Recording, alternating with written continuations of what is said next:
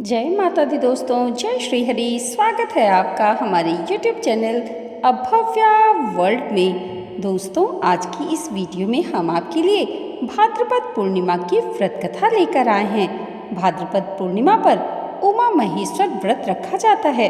इस दिन भगवान शंकर, माता पार्वती और श्री हरि विष्णु भगवान की पूजा की जाती है। साथ ही इस दिन चांद को अर्घ्य भी दिया जाता है। तो आइए सुनते हैं भाद्रपद पूर्णिमा की व्रत कथा। पौराणिक कथा के अनुसार एक बार ऋषि दुर्वासा भगवान शंकर जी के दर्शन करने के लिए कैलाश जाते हैं, जहां पर उन्होंने शिव शंकर के साथ मां पार्वती के दर्शन करके अति प्रसन्न हुए। इसके साथ ही भगवान शिव ने एक पुष्प ऋषि दुर्वासा को दिया, जिन्हें दुर्वासा जी ने बड़े ही प्रेम के साथ स्वीकार कर लिया। शिव शंकर और पार्वती के दर्शन करने के बाद कैलाश से वह निकल गए। फिर रास्ते में उनका मन भगवान विष्णु से मिलने के लिए हुआ। फिर वो भगवान विष्णु से मिलने के लिए चल दिए। ऐसे में रास्ते में उन्हें इंद्रदेव मिल गए। वह इंद्रदेव को देखकर काफी प्रसन्न हुए और उन्हें शिव जी द्वारा भेंट किया हुआ पुष्प दे दिया। लेकिन इंद्रदेव हमेशा अपने पद के कारण अहंकार में रहते थे। ऐसे में उन्होंने वह पुष्प अपने हाथी ऐरावत को पहना दिया। ऐसा देखकर दुर्वासा ऋषि को काफी क्रोध आया।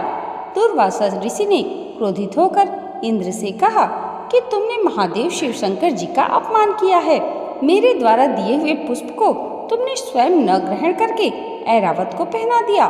मैं तुम्हें श्राप देता हूँ कि तुम्हें लक्ष्मी जी छोड़कर चली जाएंगी और इसके साथ ही इंद्रलोक के साथ अपना सिंहासन भी त्यागना पड़ेगा। यह सुनकर इंद्र घबरा गए और शासन जाने का डर सताने लगा। ऐसे में उन्होंने तुरंत ही ऋषि दुर्वासा जी के समक्ष हाथ जोड़कर क्षमा याचना की और उनसे इस श्राप से मुक्त होने का उपाय पूछा। इंद्र की विनय सुनकर दुर्वासा ऋषि शांत हुए और क्रोध शांत होने पर ऋषि दुर्वासा ने इंद्र को बताया कि उसे उमा महेश्वर व्रत करना पड़ेगा, तभी वह अपने स्थान को पुनः प्राप्त हो पाएंगे। तब इंद्र ने इस व्रत को किया। उमा महेश्वर व्रत के प्रभाव से लक्ष्मी जी समेत सभी वस्तुएं जो उनसे छिन गई थी, सभी की प्राप्ति हुई। एक अन्य कथा के अनुसार द्वापर युग में एक बार यशोदा माँ ने भगवान श्री कृष्ण ने पूछा कि वह उन्हें एक ऐसा व्रत बताएं जिसको करने से मृत्यु लोक में स्त्रियों को विधवा होने का भय न रहे तथा वह व्रत मनुष्य की सभी मनोकामनाएं पूर्ण करने वाला हो। ऐसे में भगवान श्री कृष्ण ने मुस्कुराते हुए यशोदा माँ को एक ऐसे व्रत की कहानी विस्तार से बताते हुए कहा कि सौभाग्य की प्राप्ति के लिए स्त्रियों को 32 पूर्णिमा का व्रत करना चाहिए। यह व्रत अचल सौभाग्य देने वाला और भगवान शिव के प्रति मनुष्यों की भक्ति बढ़ाने वाला है। इसे सुन यशोदा माँ ने श्री कृष्ण से पूछा कि इस व्रत को मृत्युलोक में किसने किया था। इस पर श्री हरि ने बताया कि इस धरती पर एक रत्नों से परिपूर्ण कार्तिका नाम की एक नगरी थी। वहाँ चंद्रहास नामक एक राजा राज करता था। उसी नगरी में एक धनेश्वर नामक ब्राह्मण था। उसकी अत्यंत सुंदर और सुशील पत्नी थी, जिसका नाम रूपवती था। दोनों एक दूसरे से बेहद प्रेम करते थे और उस नगरी में बहुत प्रेम से रहते थे। उनके घर में धन धान्य की कोई भी कमी नहीं थी, लेकिन संतान न होने के कारण वह अक्सर चिंतित रहा करते थे। एक दिन एक योगी उस नगरी में आए।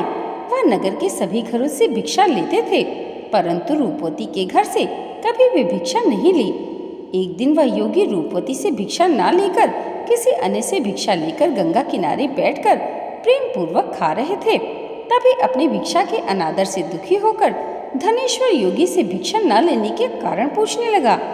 इस पर योगी ने कहा कि निसंतान के घर की भीख पतितों के अन्न के समान है और जो पतितों का अन्न ग्रहण करता है वह भी पतित हो जाता है।